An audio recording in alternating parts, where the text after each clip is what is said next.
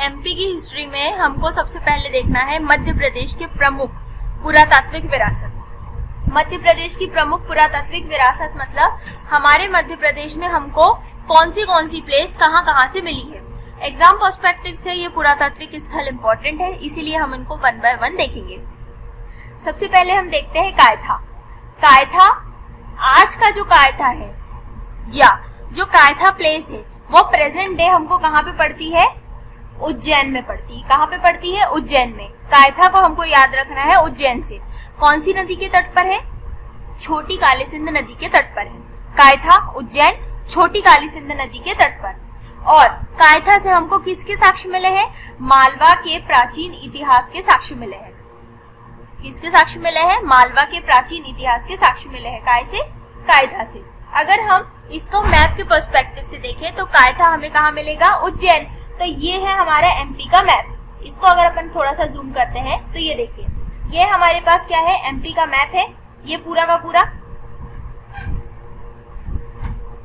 ठीक एमपी के मैप के पर्सपेक्टिव से अगर हम इसको देखें तो ये वाला जो पोर्शन है ये पूरा का पूरा क्या कहलाता था? मालवा कहलाता था। मालवा के अंदर हम क्या पढ़ रहे हैं? कायथा।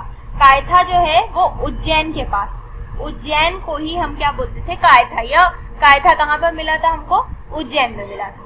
नेक्स्ट पे आते हैं हम, सेकंड प्लेस पढ़ रहे हैं हम आदमगढ़। आदमगढ़ मिलती है हमको होशंगाबाद में। आदमगढ़ जो प्लेस है वो आज के समय में कहाँ पर है? होशंगाबाद में। होशंगाबाद में कौन सी नदी बहती है? नर्मदा नदी। तो आदमगढ़ जो प्लेस है वो किसके किनारे है? नर्मदा नदी के किनारे है। आपको ये याद रखना है कि आदमगढ़ कहाँ पड़ता है? होशंगाबाद में पड़ता है।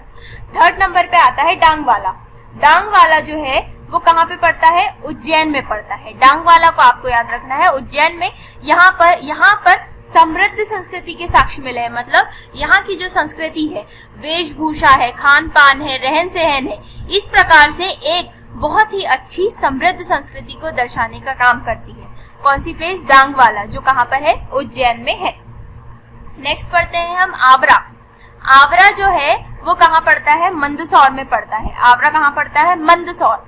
मंदसौर कहाँ पर पड़ता है? शिवना नदी के तट पर। मंदसौर कहाँ है? शिवना नदी के तट पर। इसकी खोज की थी वीएस वाकणकर के द्वारा।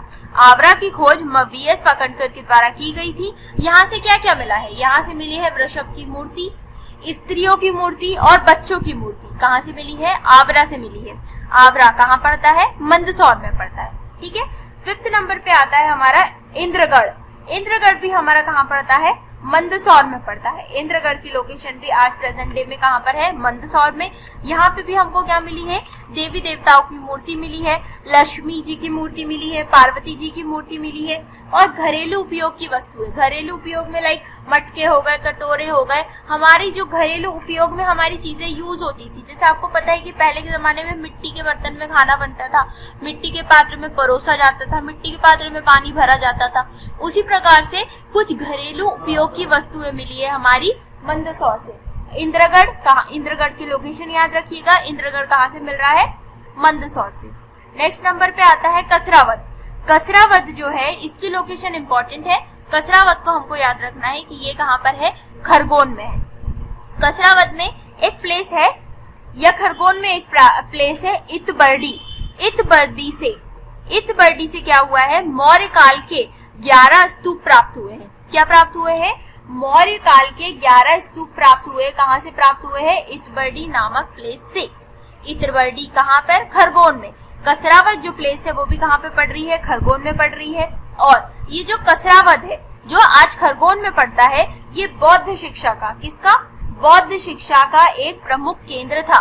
क्योंकि मौर्य काल की बात हुई है तो मौर्य काल आप सभी को पता है कि अशोक से संबंधित है और अशोक जो है वो किसके अनुयायी थे? बौद्ध शिक्षा के, या बौद्ध धर्म को उन्होंने अपनाया था। इसीलिए बौद्ध शिक्षा का विशाल केंद्र था। कौन सा था? कसरावद। कसरावद कहाँ पड़ रहा है? खरगोन में पड़ रहा है। 7 नंबर पे आते हैं हम एरन जो पड़ता है वो सागर में पड़ता है। एरन धसान नदी के तट पर पड़ता है। कौन सी नदी के तट पर पड़ता है? धसान नदी के तट पर पड़ता है। और एरन से क्या प्राप्त हुए हैं? तांबे के औजार प्राप्त हुए हैं। किसके औजार? तांबे के औजार प्राप्त हुए हैं। एक और पॉइंट यहाँ पर आता है कि यहाँ पर एरन या सागर से सती प्रथा का प्रथम साक्ष्य प्राप्त होता है। सती प्रथा का साक्ष्य प्राप्त हुआ है कहां से? एरन से। एरन सागर से एरन पहली बात तो सागर में पड़ता है, धसान नदी के तट पर है, तांबे के औजार प्राप्त हुए हैं और सती प्रथा का साक्ष्य प्राप्त हुआ है एरन से। नेक्स्ट नंबर पे आता है नागदा। नागदा कहाँ पड़ता है हमारा? उज्जैन में। नागदा उज्जैन चंबल नदी के तट पर है। नागदा कहाँ पर है? चंबल नदी के तट पर है और यहाँ से भी हमको तांबे के उपकरण प्राप्त हुए हैं। तांबे के उपकरण में क्या क्या आता है? जैसे मटके हो गए, कटोरे हो गए, ये सारी चीजें हमें नागदा से प्राप्त हुए हैं। नागदा की लोकेशन याद रखिएगा, नागदा कहाँ? उज्जैन में। नेक्स्ट नंबर आता है गुर्जरा का। गुर्जरा अभिलेख भी मिला है, जो हमको कहाँ से मिला है? दतिया से मिला है। गुर्जरा हमको कहाँ से मिला है? दतिया से मिला है। नेक्स्ट नंबर पे आते हैं हम, नेक्स्ट नंबर पे आते हैं Kakanath boat. Kakanath boat, Kakanath boat जो है वो सांची का पुराना नाम है। सांची, सांची किधर पड़ता है? रायसेन में पड़ता है। सांची के स्तूप का निर्माण किसने करवाया था? अशोक ने कराया था। और सांची के स्तूप को एक और नाम से जाना जाता है, जिसका नाम है त्रिवेदी स्तूप। सांची के स्तूप को त्रिवेदी स्तूप भी कहा जाता है। सांची के स्तूप में 3 व्यक्तियों की अस्थियां रखी गई है। किसकी किसकी? एक है महास्थवीर, सेकंड है महामोगलायन एंड थर्ड है सारिपुत्र। इन तीनों की अस्थियां सांची स्तूप में रखी गई है। सांची स्तूप पहले सांची को किस नाम से जाना जाता था? पहले काकनाथ बोट के नाम से जाना जाता था, जिसे त्रिवेदी स्तूप भी कहा जाता है। सांची स्तूप का निर्माण अशोक के द्वारा किया गया था। सांची के स्तूप में 3 व्यक्तियों की अस्थियां रखी गई है। उन व्यक्तियों के नाम है महास्थवीर, महामोगलायन और सारिपुत्र। ठीक। नेक्स्ट नंबर पे आता है नाबदा टोली। नाबदा टोली जो है वो कहाँ पर पड़ता है? प्रेजेंट डे महेश्वर में पड़ता है। और महेश्वर कहाँ है? खरगोन में। ठीक। नाबदा टोली क्योंकि महेश्वर में पड़ता है, महेश्वर में कौन सी नदी बहती है? नर्मदा नदी। तो नर्मदा नदी के तट पर है नाबदा टोली। HD सांकलिया द्वारा इसकी खोज की गई थी और यहाँ से भी तांबे के औजार प्राप्त हुए हैं। ठीक। नाबदा टोली कहाँ? महेश्वर, खरगोन, नर्मदा नदी के तट पर HD सांकलिया द्वारा खोज और तांबे के औजार प्राप्त हुए हैं। देउर कोठार, देउर कोठार कहाँ पर पड़ता है? रीवा में पड़ता है।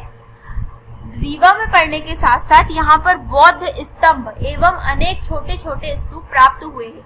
किससे संबंधित? बौद्ध धर्म से संबंधित छोटे छोटे स्तूप प्राप्त हुए हैं और बौद्ध धर्म के स्तंभ प्राप्त हुए हैं। कहाँ से? देउर कोठार, रीवा से। नेक्स्ट नंबर पे आते हैं हम भरहूत। भरहूत जो है वो कहाँ पर पड़ता है? सतना में पड़ता है। भरहूत स्तूप भी कहाँ पर पड़ता है? सतना में पड़ता है। भरहूत स्तूप की खोज या भरहूत की खोज किसके द्वारा की गई थी? कनिंघम के द्वारा की गई थी। भरहूत का जो स्तूप है, इसका आंतरिक भाग जो है वो ईंटों से बना है तथा तोरण और वेदिका जो है वो चुनार पत्थरों से बनी हुई है। भरहूत का स्तूप सतना में पड़ता है, कनिंघम द्वारा खोज की गई। आंतरिक भाग ईंटों से तथा तोरण और वेदिका चुनार पत्थरों से बनाई गई है। 14 नंबर पे आता है रूपनाथ। रूपनाथ का एक अभिलेख भी है अशोक का। ठीक। अशोक का रूपनाथ अभिलेख है जो कहाँ से प्राप्त हुआ है? पडरिया, कटनी से। पडरिया नाम की प्लेस है जो कहाँ पर है? कटनी में है, जहाँ से रूपनाथ का अभिलेख प्राप्त हुआ है। अब रूपनाथ अभिलेख किससे संबंधित है? अशोक से। और अशोक के धर्मादेश के बारे में उल्लेखित है। कहाँ पर? रूपनाथ अभिलेख में। क्या उल्लेखित है? अशोक के धर्मादेश। ठीक। 15 नंबर पे आता है पानगुड़ारिया। पानगुड़ारिया का स्तूप कहाँ पर है? सीहोर में। पानगुड़ारिया जो प्लेस है वो हमको कहाँ से प्राप्त हुई है? सीहोर से प्राप्त हुई है। यहाँ पर अशोक के काल के 2 अभिलेख प्राप्त हुए हैं। अशोक के काल के 2 अभिलेख हमको कहाँ से प्राप्त हुए हैं? पानगुड़ारिया से प्राप्त हुए हैं। नेक्स्ट नंबर पे आता है हथनोरा। हथनोरा कहाँ पे पड़ता है? बुधनी, सीहोर में पड़ता है। ठीक। इस प्रकार से हमने क्या किए?